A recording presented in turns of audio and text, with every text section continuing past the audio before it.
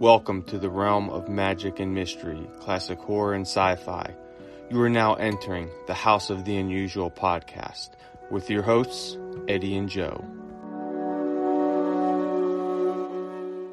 Welcome, everyone. I am your host, Joe Pavlansky, pop culture historian, writer for Scary Monsters magazine, and curator of the Crypt of Classics. Co-hosting, as always, is the maestro of mail order mysteries and owner of houseoftheunusual.com, the one, the only, Eddie Guevara. Eddie, how's it going tonight? How are you, Joe? How you doing, buddy? Oh, good, man. Allergies are kind of kicking my butt a little bit here, but we're gonna maybe one of the urban legends will clear your allergies. Yeah, hopefully, man. Hopefully it'll scare the clearness right out of my nose, and that's our spooky topic tonight, man. Going into the Halloween season, we're going to talk about some urban legends tonight, and hopefully touch on some different ones. I just want to throw it out real quick that the urban legends topic was recommended by a good buddy of mine, Mark Rosetta. So, Mark, if you're listening out there, big shout out to you, and thank you for the recommendation, man. Hopefully everyone enjoys this, gets a little spooked out, and so let's get started. What's some of your favorite and most notable urban legends? Well, the one urban legend that I have is kind of interesting because I was born in Cuba and I was born in a farm. And in fact, my farm where I was born, there was like dirt floors. And the only reason I remember that, even though I came at the age of 4.5, is because when I came from that farm with horses and cows and all that stuff, I came to live in New York City, the biggest city in the world. So basically, there is, when you live in a farm where my grandfather probably had over 100 acres, give or take. And just to think of it, there's a lot of legends that come around in rural areas like that. And one so-called legend is right across so basically, look at it this way: you have a dirt road, and the dirt road is right separating my house from my grandmother's mother's house, which was, I would say, a good 500 feet away from our house. And you walk through not a pavement, you walk through a little walkway that was basically chopped out of the grass because, it was all like solid, it farmed. So now my aunt's house had not my aunt, but I'm saying my mother's grandmother's house, and her aunt lived there as well.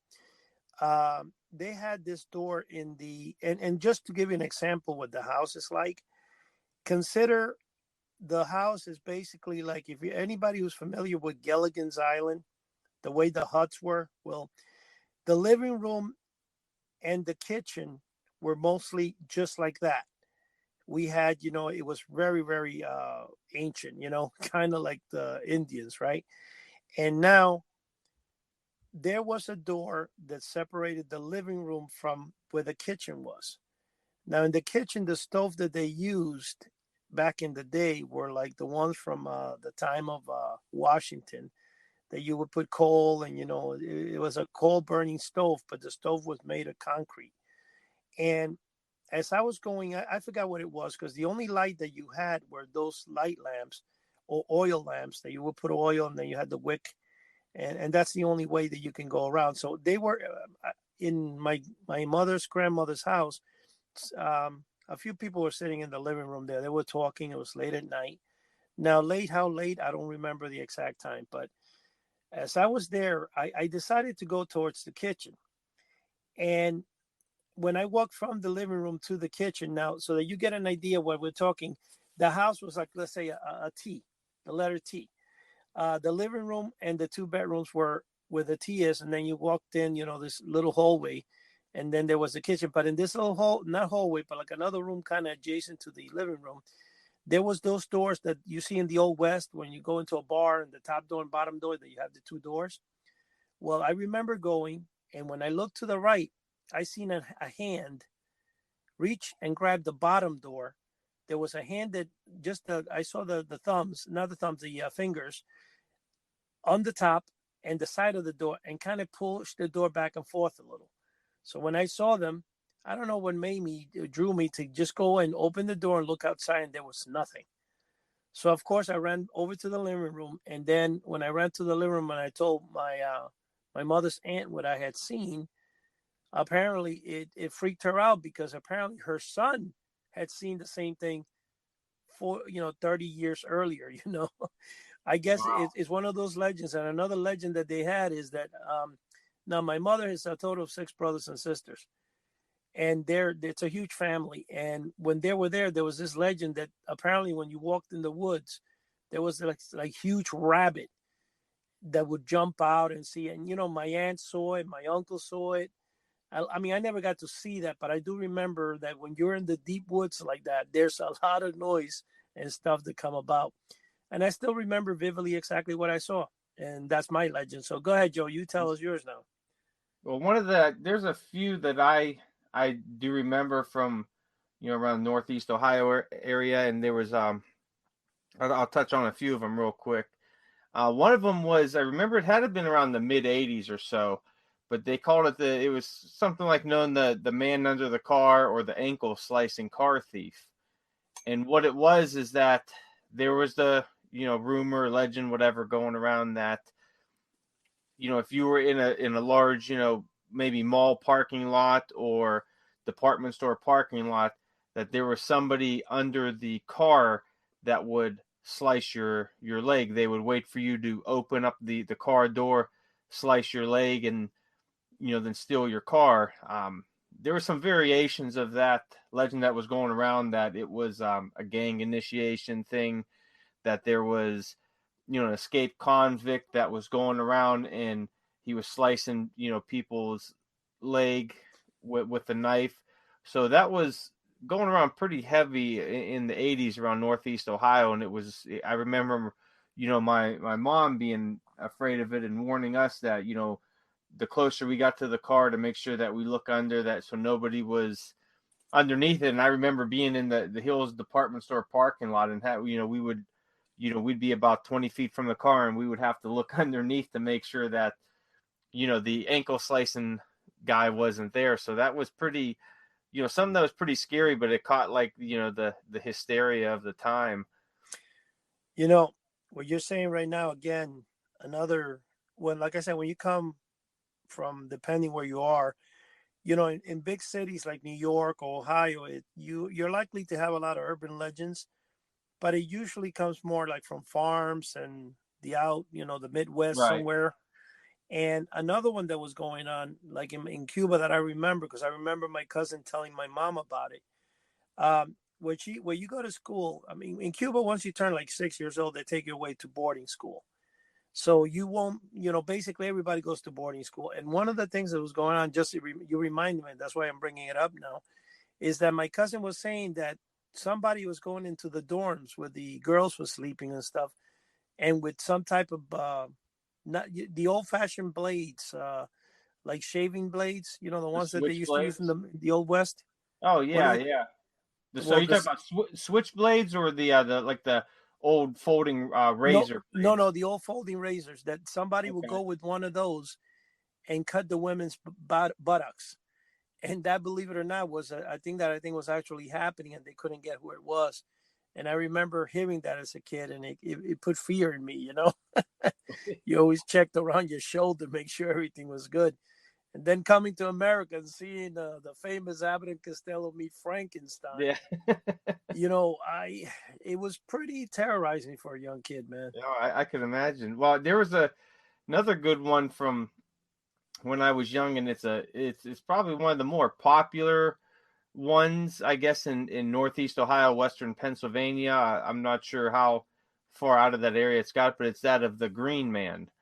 And the way the urban legend is that the Green Man, he was an actual man. That was later found out. His real name was Raymond Robinson. But when he was young, around, I believe it was 8 years old, he had suffered an electrical injury that kind of melted the skin on his face, and it turned it like a greenish hue. Well, he wasn't able to go out during the day, so at night he would go take his walks. And he lived in a back country, house, so he would take the back country roads. So when the kids would, high school kids and all that, they would hear the tales of the green man walking the road, so they would go, driving and looking for this guy, walking around, and they would see him. If you could look online and find actual photos of him, how distorted his face looks. But that was a huge urban legend that was going around in the 80s, the 70s and all that. And my father, he actually visited the Green Man on one occasion, because the guy's from somewhere in Beaver County. I think it was Brighton Township in Pennsylvania, so it's right near where I'm at. But a lot of the teenagers, they would go, some of them, when they got to know of the guy, they would go actually deliver him, groceries, alcohol, cigarettes, and all that. Well, my father, he was, him and his buddies at one point when they were in high school, delivered the guy some alcohol and some cigarettes one night. So he said it was, pretty cool. But the guy passed away in the mid 80s, I believe 85 or so. But it was an urban legend for a long time that there was this spooky green guy that walked around, but it actually, turned out to be, an actual guy that had a childhood injury. So, that was a pretty cool one that we were always told when I was younger. Yeah, you reminded me. There was a poem that I don't have it in me, and I can't remember all the pieces of the poem, but it was concerning. I think it was like the haunted house, and it said something goes along the stairs, something that is but isn't there. I forgot the rest of the poem, but it's a really cool short poem, and that appeared in one of the books that I actually, we always speak about mail order, that I used to order out of Scholastic Book Club. I love Scholastic. Oh my God, I love Scholastic so much that, believe it or not, back in the day when I started my business, I called Scholastic and told them I was going to have a magic shop, and I was going to teach magic, and I wanted to give the kids that came in a chance to order books. And I actually opened an account with them, and I would receive each month the things you gave to the kids and stuff. I thought that was so cool. Yeah. And I would place orders for the books, because in school that was my favorite. I think that was one of the first introductions I ever had to mail order, was that book club thing. But what I was going to say to you is that back in, when you talk about urban legends and stuff, back in the early 70s, one of the things that would happen, say anything that did happen, from, let's say, a kidnapping to a murder or something, whether in New York or New Jersey, it would be that one case will be all over the news, and they spend weeks on that single case. Okay, because it was like a smaller world, even though we had that many people. It's kind of like those towns where something happens and everybody, goes and speaks of the same, subject. And one of the things that I saw early in the 70s was the first movie I think I ever saw was called The Legend of Boggy Creek, which I believe was one of the first movies about Bigfoot. And the film was pretty darn scary to me at the time, and and then they had, again, the Sasquatch, and then they had also Boggy Creek, a second part to it. And there was a lot. Now, I know Weird New Jersey, which is, Weird Magazine. I think they have them in all the states, if I'm correct. Yeah, I believe so. But there is, I forget the name of the road, but there is a road that there is a rumor that if you drive down this road in South Jersey somewhere, I forgot the name of the road right now, because we're just talking about this urban legends, and we're just figuring out what we were going to talk about here. And but this road, Clinton Road. It's called the Clinton Road. Supposedly, when you go driving late at night or something, there's a car that comes up to you as you're driving and has the lights off. If I'm correct in this, and if you turn your light on or whatever, the car keeps following you or something. And that's been going on for quite some time. There's been a legend that that one's all over the place. I remember when I lived in North Carolina hearing about that one down there, and if you took a back road and you've seen a car with its lights off, don't ever flick your lights, because they'll turn around and follow you and then kill you. So that was pretty much all over. That's what I guess is one of the legends. And I think if you really look, when we were talking about the 10 best films that we like and stuff, a lot of those films like Jeepers Creeper and stuff are based on that stuff because it's very similar to that. You know what I'm saying? Well, oh yeah, It absolutely. Yeah, especially Jeepers Creepers. I mean, that has, urban legend written all over it, and it's, it's something that almost makes you think, this could be something believable.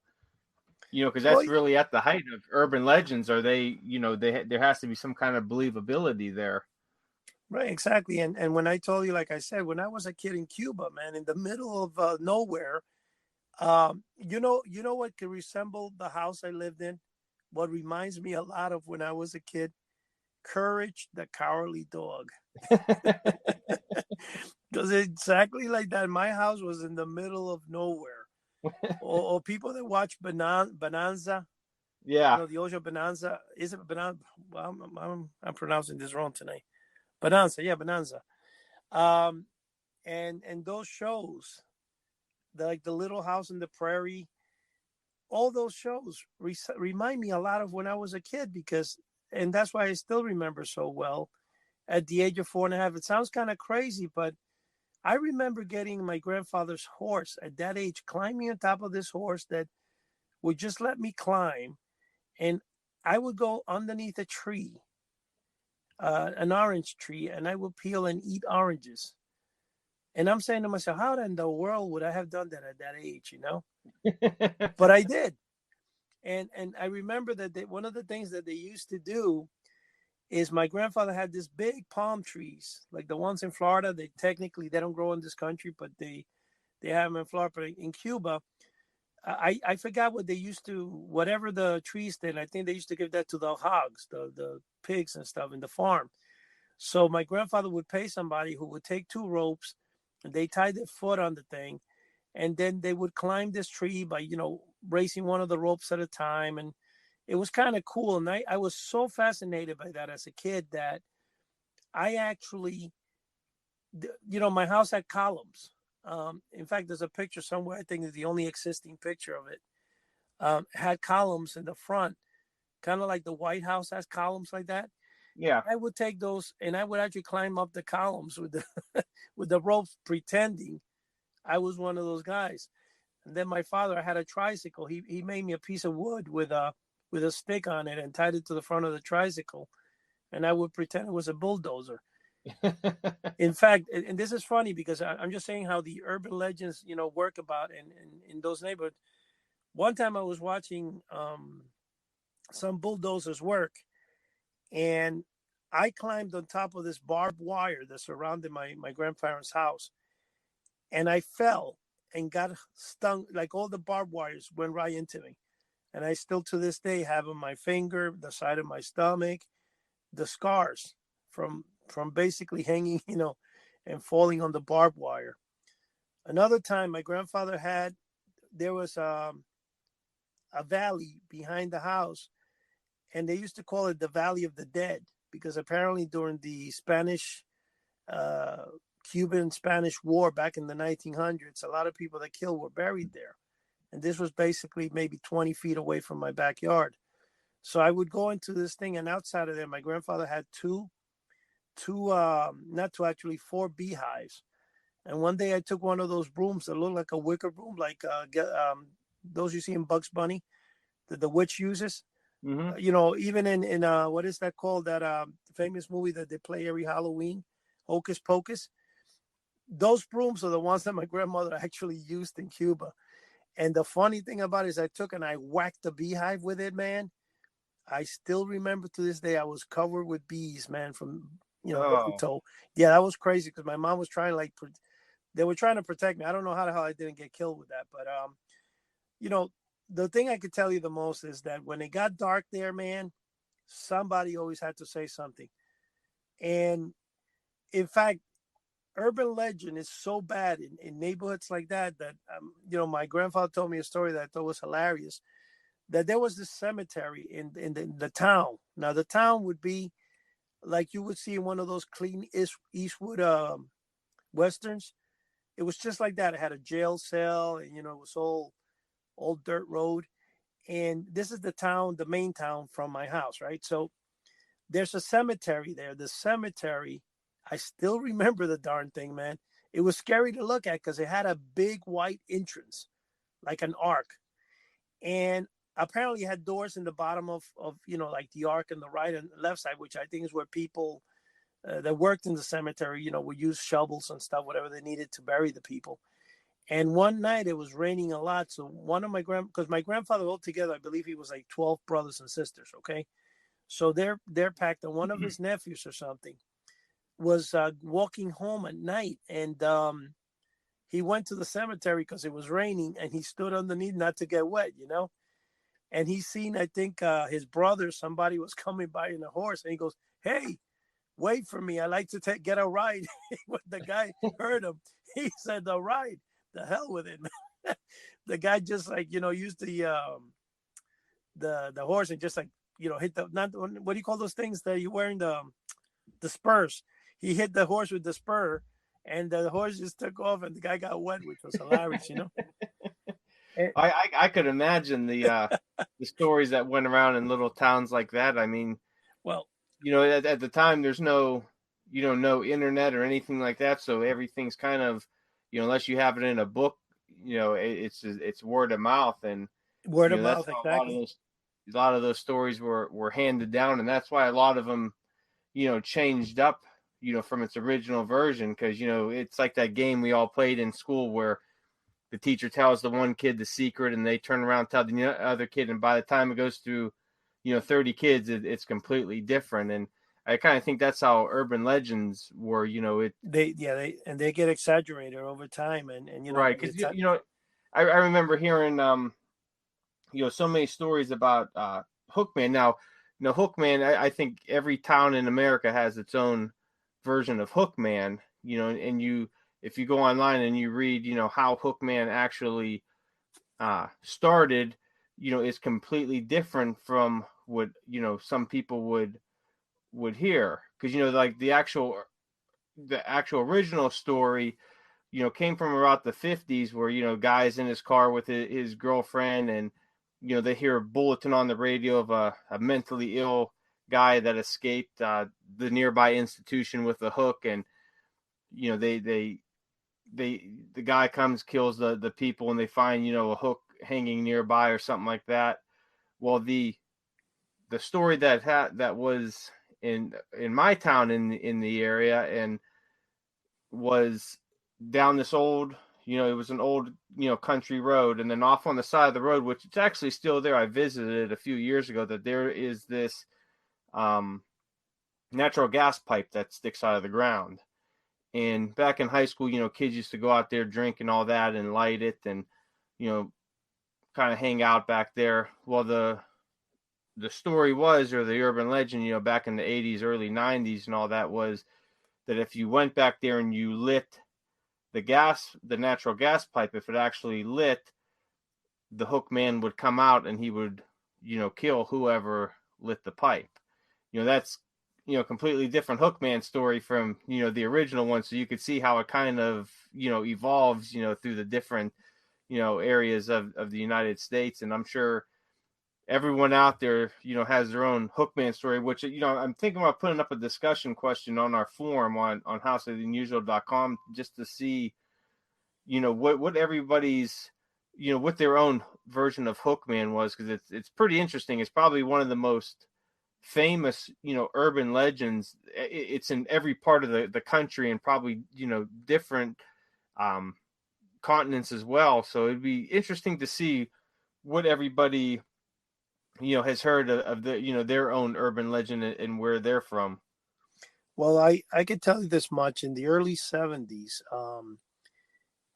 there was a lot of legends, even in New York City, with people that they either bought, because you got to remember, you still have a lot of people, a lot of nationalities coming into the city, and they bring with themselves the legends from their countries. And one of the things that I could tell you that was very, very popular around the time, or mentioned once in a while, was like the Jersey Devil, or they would call, Oh yeah, Bigfoot. that's right in your neck of the woods, man. The Jersey Devil. Definitely. And Here is one that was very interesting, and it's funny because I wanted to see if it was possible to have had my son appear tonight, and I actually forgot to ask him if he could be, on the show tonight because and this is funny because if you, and again I'm going to compare it to Abbott and Costello because every time Costello would see something either in Hold That Ghost or Abbott and Costello Meet Frankenstein, he would try to prove it to Abbott, and somehow Yeah. Abbott would never see it. And like say for example in Hold That Ghost, every time he goes and stays in one of the bedrooms, it turns into a gambling area, and then he gets up, picks up his pants, and everything goes back to normal. And then he goes, "Would you believe this?" But That's still like a popular shtick, in oh, a lot of comedies and all that, where you'll see something and call your hey, look, you see this, and then nobody, they don't see. You must be crazy. What do you see? And then they turn around and there it is again, the ghost or the right. dead body or something. Well, that happened to me and my son and his best friend about 4 years ago. We were not four, about three, maybe 3 years ago, I would say. We're heading up to Boston, Massachusetts, and my son decided, he's driving. So as he's driving to Boston, Massachusetts, the regular route that we go up there, okay, this time I fell asleep in the back seat. So he didn't know how to do it. So he takes the GPS, and I tell him, don't ever use the GPS because when you take the GPS and you're going to go to Boston, it wants to divert you through New York City. And there's no reason to do that. You can go around the thing by just going through New Jersey, right? So that particular day, I fell asleep, and him and his friend. Now my son is now 27, so we're talking about he was like 24 or whatever. He's driving, and all of a sudden I hear him go, and I wake up. As I'm waking up, they say, "Man, you just missed it." I said, "Well, no." They both claim to have seen a huge bird that looked like a pterodactyl Oh, fly the across. Thunderbird. No, well, I would say the Thunderbird, but no, what they saw apparently was a bird that the tail had a triangle at the end.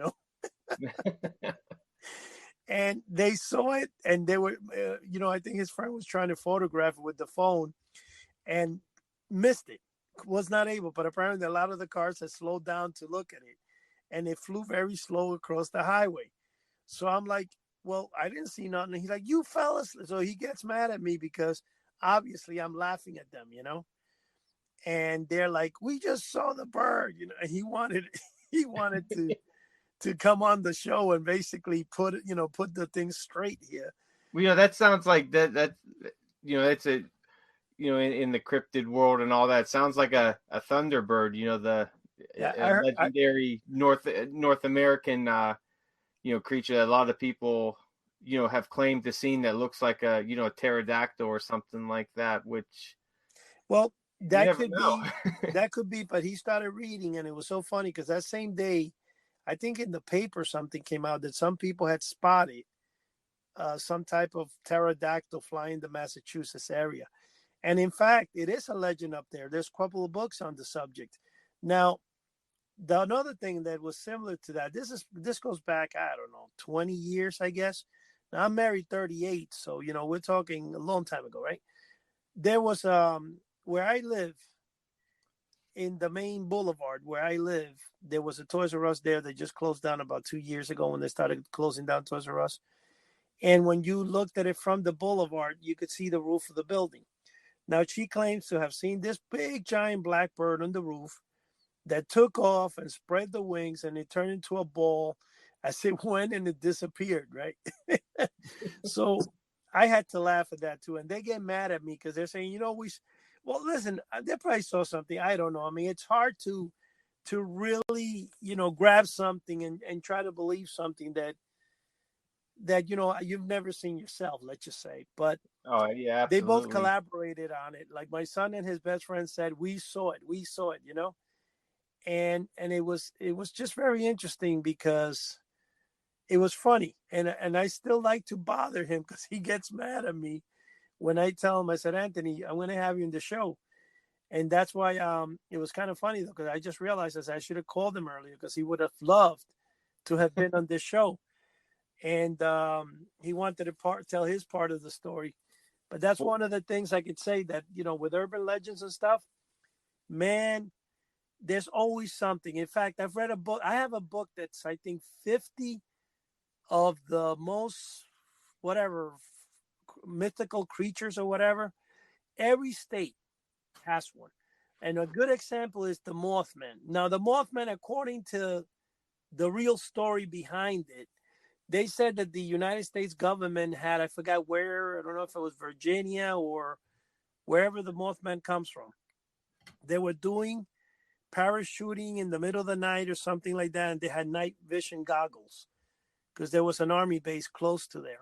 And there were some campers or something in the area. This is what I remember. I could be wrong what I'm telling you, but there were some campers.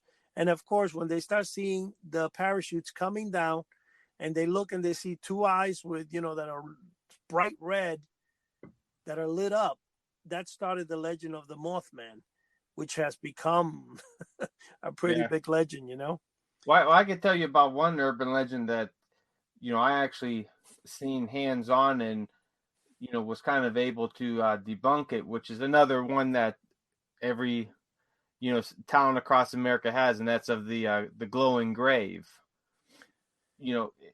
I'm sure you've heard of it, and everybody out there has. There's a cemetery with, this mysterious, grave that glows at night, and it's either the spirit of the person there that's making the grave glow or whatnot. Well, the one near me, which is in Western Pennsylvania, only about 20 minutes, 30 minutes from where I'm at.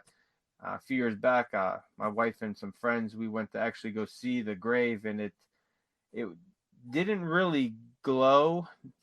It glowed, but it didn't really glow. It was just a little bit brighter at night. But when we did some research on it, it turns out that it was, I guess, some of the minerals that were used in the formation of the tombstone. I don't know I can't remember if it was, a combination of the different stones in it that were, catching moonlight and would make it look like it would glow.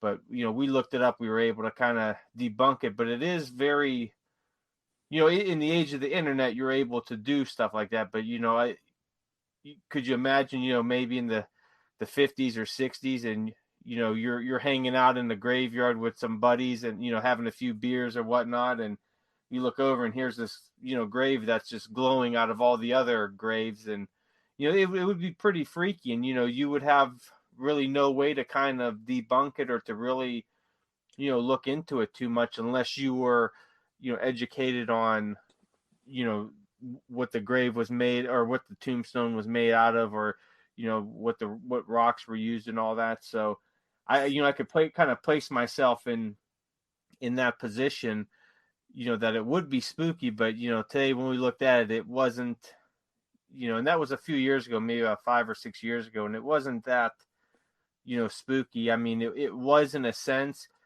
but once you were able to kind of put two and two together and figure it out, then it, made a little bit more sense than it being, the spirit of the dead person making it glow.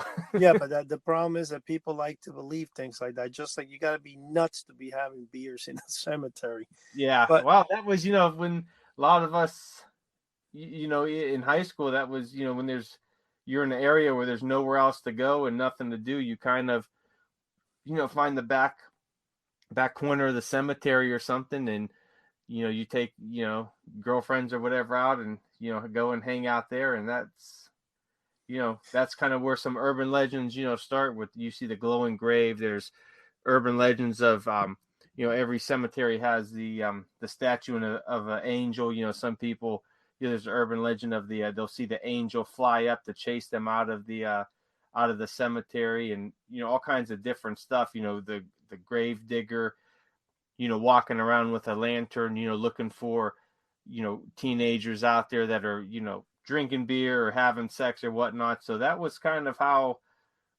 urban legends, a lot of them were started, a lot of them were passed on, in these smaller towns. Well, now that you said, you reminded me of the Walt Disney ride, the Haunted Mansion, where there's there's a dog with the grave guy, the grave. Oh yeah, That he has the light. What do you call that? the lantern. The lantern. That's right. The lantern. He's got the Yeah. lantern.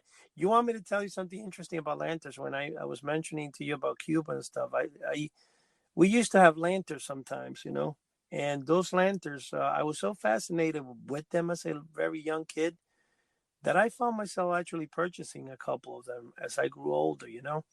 I actually have maybe about 5 or 6 of them, never even opened, but just because they were lanterns, they reminded me of that thing as a kid, because it had the glass over and it was kind of cool.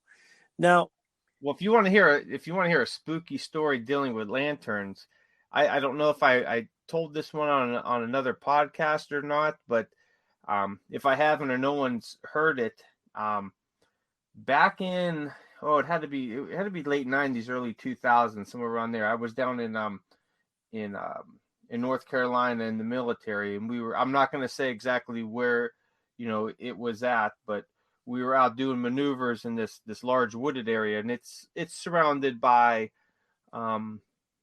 cities and all that, and it's well kept. They kind of share it with the military, and it's always well known that if the military is out there, the townsfolk, they leave. There was never any issues. They're always very respectful, and they always worked with us. So the one night we get dropped off by helicopter to do our maneuvers and all that, and it was real late at night. We had our night vision on. We set up our security perimeter and all that. Well, out in the distance, we see a light, and it wasn't a flashlight. With a flashlight, you could see the light beam. You could tell it was a lantern because it was more of like a kind of a 360, large ball light almost. So we said, okay, there's got to be, maybe some hunters out, or, maybe the local townsfolk were out walking around or something. They might not know we're back here. So, we had to go tell them to, scoot off or whatnot. So there was me and I think it was maybe 2 or 3 other guys. We had to go get these townsfolk, and they were, if I can remember correctly, this is 20 some years ago. They were maybe about 100 yards away. So as we're getting closer, we're maybe about 30, 40 yards away. All of a sudden, the light goes out, and we're like, oh, okay, are they trying to screw with us, or what's going on? So we put on our night vision. Now the areas where we train out there were, they kept it very neat. I don't know who did it, maybe the Department of Agriculture. So they always did a lot of controlled burns, so it was very open, so you could move around. So you could really see good back there. All you did was have the large tree trunks. So we seen the area where they were. We stopped. We put our night vision on. We didn't hear any, rustling through the leaves or the sticks or anything like that. So we're going, okay, maybe we spooked them and they just kind of stopped and, turned their light off, because, you just don't know. So we moved into where, this light was, and we're looking around and there's nobody out there.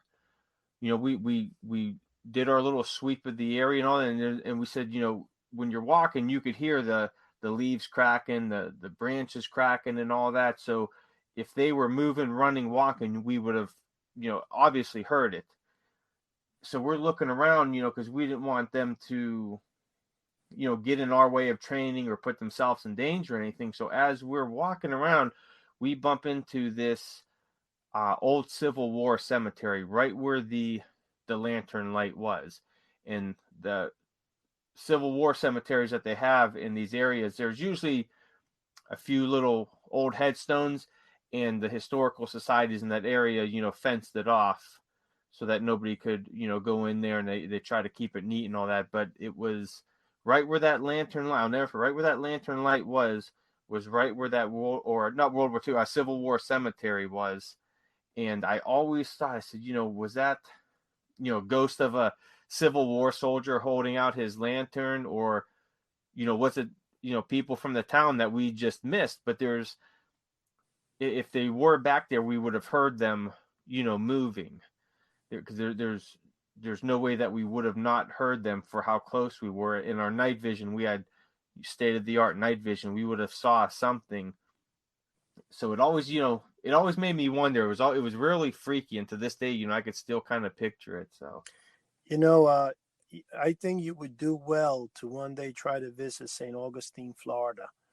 It's about 30 miles, 40 miles south of Jacksonville, and it's the oldest town in America. In fact, it's the only town that has a castle. It's the only castle in North America, and it is made of crushed seashells. And I think the walls are like 5 to 7 feet thick. It was never taken in battle.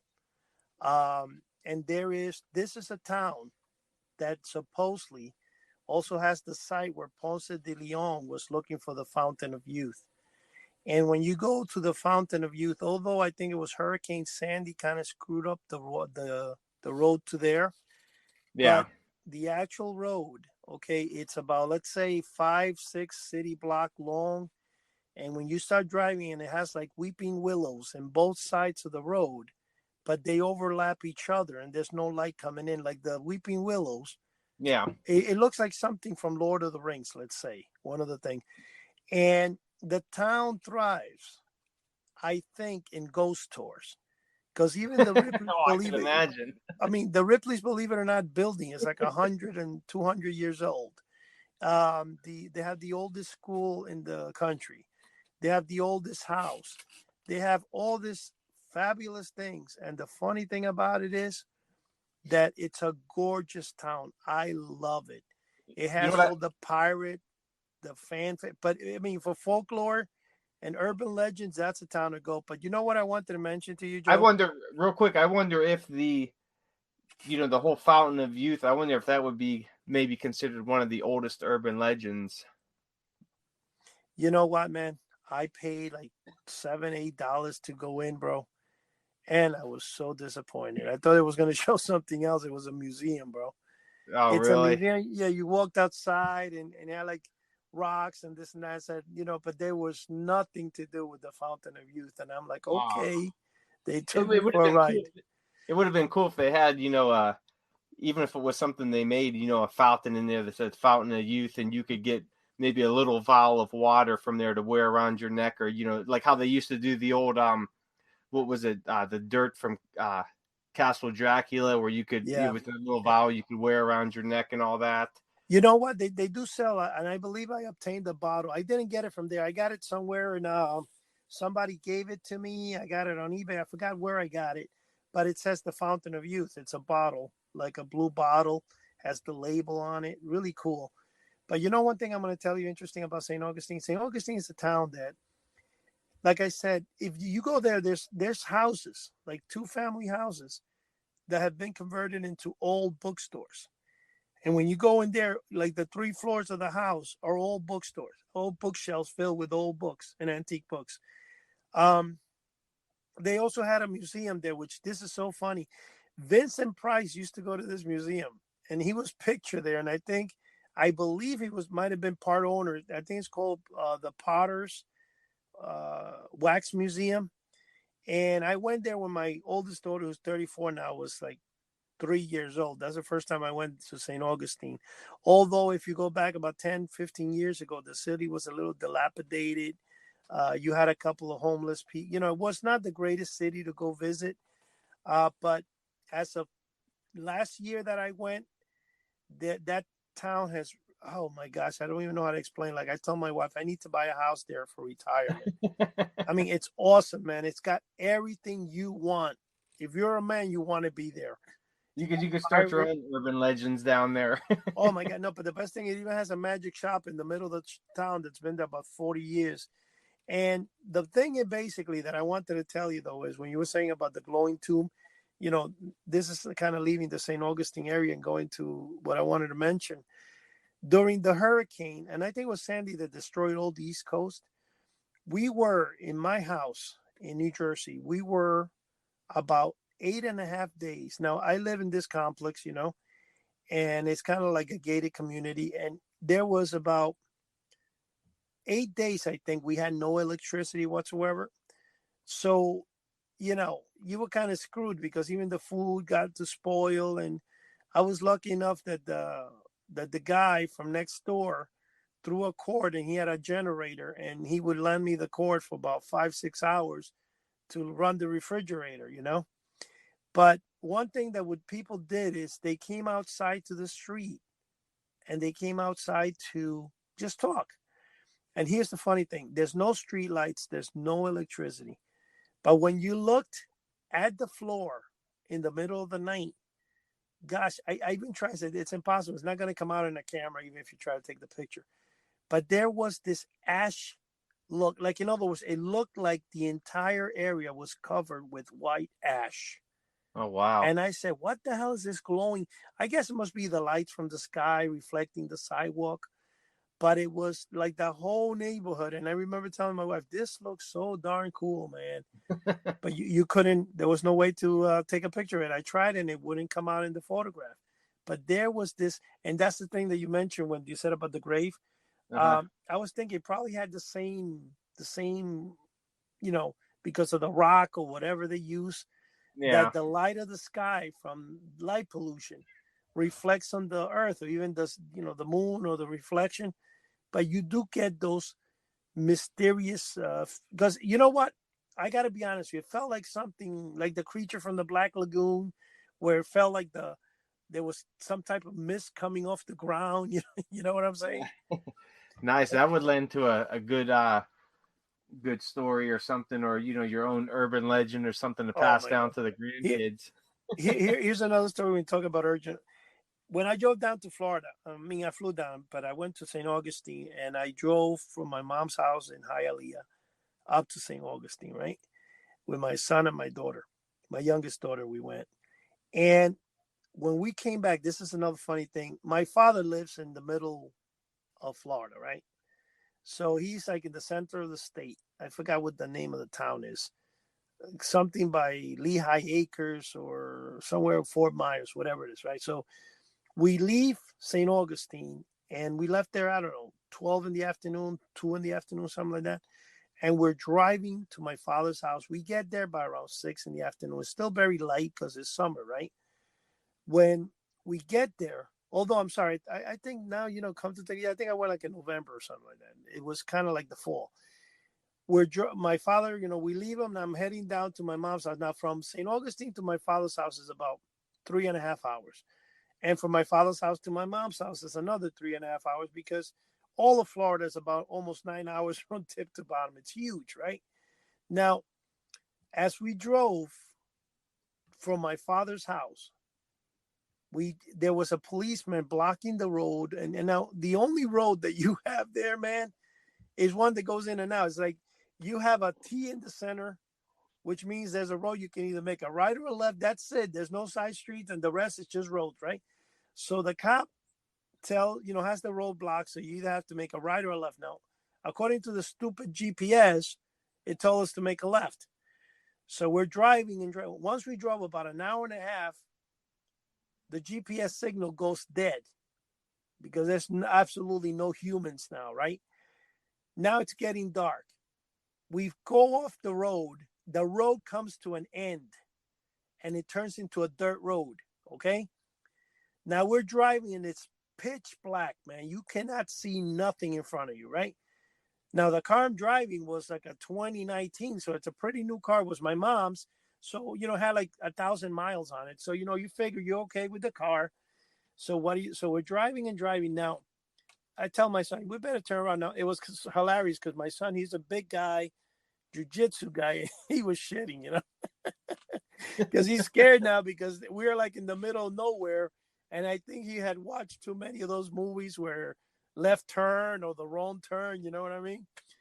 And when we turn around and we come back, we can't find the main road we got off.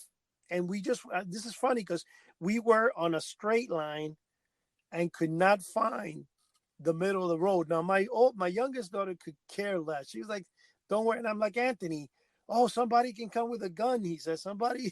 I'm like, nobody's going to come with a gun. There's no humans around. So we finally come across this guy in a pickup that was sleeping on the side of the road. I think he must have, because all you had were like, Children of the Corn. Did you ever see that film? Oh Okay, yeah. the Oh yeah. big, because that's even in Cuba where I lived. That's how my backyard was. You had those freaking big, huge, oversized weeds that went for miles, right?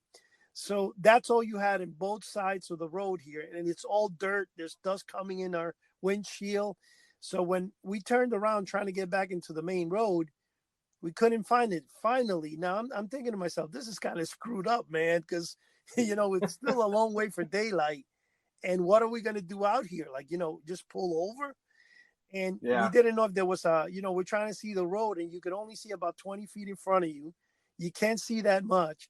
But we had to keep on going. So finally, when we find the road we got off, we start driving back. And I said, at least we're now in a main road. Not main. When I'm saying main, there's nothing around.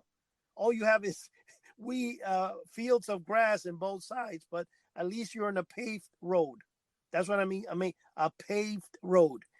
And we're going and driving and driving. And finally, and this is one thing I'm going to tell people, Google Maps sucks, man. Those suckers would not work. The only thing that worked and kicked in that kind of was a relief was Apple Maps, the one that comes with the iPhone, the Maps, they call it just Yeah. Maps. And it tells us that in order to get to the main 95 South, I think it was 80 miles away. And I'm like, holy cow, this is crazy, man. So Wow. I said to myself, now, of course, I tried to pretend I wasn't scared. I wasn't scared either, but I was like, this kind of weird, like we're in the middle of nowhere. Florida is filled with alligators. Florida is not a place. And one thing I realized, I didn't know how suburban, how, you know, the middle, the center of Florida is the Everglades. So in Florida, when you pass what they call Crocodile Alley or Alligator Alley, it's like you have two-way one side, like two lanes going one side and the other side. And it crosses from east to west in the center of Florida. Now, that is the one of the roads that, first of all, if you don't have gas, man, you're going to drive 3-4 hours before you find a gas station. And the only thing you see in both sides of the road, which during the day is gorgeous, is that the trees are covered by water. Like the base, there's like no land. It's just water and when you look at it, it basically looks like it's a mirror. So it looks like the trees are planted on top of a mirror. It is so beautiful. But here's the thing: when you're driving in the middle of the night in total pitch dark, there's so many roads in Florida that have, like, on the side they have canals that a car can just drive into a canal without even knowing it because of the way Florida is now. When we finally drove the 80 miles, man, thank God, praise Jesus, at the time I said that we hit a main road and I seen a gas station and my son called up my wife and said, Mommy, for a second, I thought you were never going to hear from me again. Oh, I can And imagine. you know how you can tell he was scared because he's doing like 25, 30 miles an hour. And I'm like, step on. He goes, no, no, no, no. Because he was petrified, right? My daughter in the back did not care, which that's the funniest thing about it. But I kind of was, and so was he. And the thing was, we finally get to my uncle's house because we had to call to see where we could stay the night. And he waited for us. He goes, no, just come over to my house. And when we got to his house, it was like 11:30 at night. And we had left my father's house like 5 p.m., right? I got to tell you, I said to even my uncle says, well, you're stupid for driving. He goes, not even me that I've been living here 40 years would drive that late in the middle of nowhere. And let me tell you, Florida is still so undeveloped. Yeah, if you go to Miami Dade, Miami High, yeah, there's millions of people living there, probably more than New Jersey and New York together because it's a huge state. But when you go to the center part of it, between Jacksonville and Miami, I got to tell you, man, you're like in freaking, I don't know, in some other country where there's not even roads. In fact, there's a lot of areas that are not even paved, man. And talking about urban legends, brother, that was one hell of a experience that I will probably never try to do again. I mean, honestly, it was like, because how can you go off the road? And there was nothing, man, like nothing in either side. And I was like, Oh, oh I'm my shocked. God. I'm sure that down in those areas, they got their own little local urban legends about, that type of landscape and crocodiles and all that. Yeah. But, hey, we're heading we're at the end of the podcast here. So do you have any final words for everyone out Well, there? one thing I'm just going to finish off real quick, and that what I was going to tell you, the problem with Florida that a lot of people don't realize is that everybody in Florida has a handgun in their car. Like, it's like you got to be careful where you're at out there, I didn't have one because I'm from New Jersey. Um, well, you know what, Joe? It's been a very interesting episode today. In fact, it turned out really good. I hope people can listen. I hope people listen to us and give us some ideas of what they're like, future topics to be about. I'm going to say again, our show is coming out at 3. It was coming out at 3 p.m. on Wednesdays. We decided to make that 3 a.m. for the fact that some people that we have, friends of ours that have been listening to the show, are working out around 5 or 6 and they want to hear it. So, according to Joe and me, we had a conversation and we've decided to start airing them so the new show will air at 3 a.m. So from 3 a.m. Wednesday morning, every Wednesday, you'll be able to hear the new podcast. And when we have specials, we'll let them run on the weekends. If we interview a special person of some sort or whatever, we'll leave that on the weekends. Also, come to the House of the Unusual. House of the Unusual has a forum, has a blog. We need you guys. I mean, if you just want to sign up for a newsletter and stuff, go ahead and do so.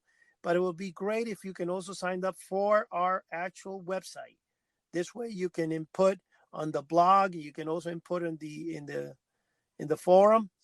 And if you go there, there's 2 beautiful new blogs that are there. One is Gullibles Babbles, which is Todd who's running it, and Joe has got Crypt of Classics, another great blog there. So having said that, Joe, what do you want to say? Well, that's just down in our forum. There's I just put it up. I think it was today, if I could remember. My mind's all hazy, but right in the forum on houseofunusual.com, there's a section for any type of show tips. If you have any topics you want discussed, or if you like a certain topic and you know a lot about it and you want to be a guest, get a hold of us, drop us a line on there, and come to the website, check us out on Instagram, House of the Unusual and Crypt of Classics. And for the month of October, we're going to try to bring you guys some creepy podcasts to get you into the Halloween season mood and the fall mood. So that's all I got for tonight. Well, so and one thing, thank you everyone for listening. One thing I wanted to say, Joe, really quick, is also if you want to ask questions on the podcast, you're able to actually record a question and we'll get to hear it. So that's another thing that we have that, we haven't made you guys aware of. But the podcast can take questions. You can leave it for Sounds us good. and they can leave. So other than that, you know what, Joe? Have a beautiful night, my friend. And until next time. All right. Take it easy, Eddie. See you, everyone. Yeah.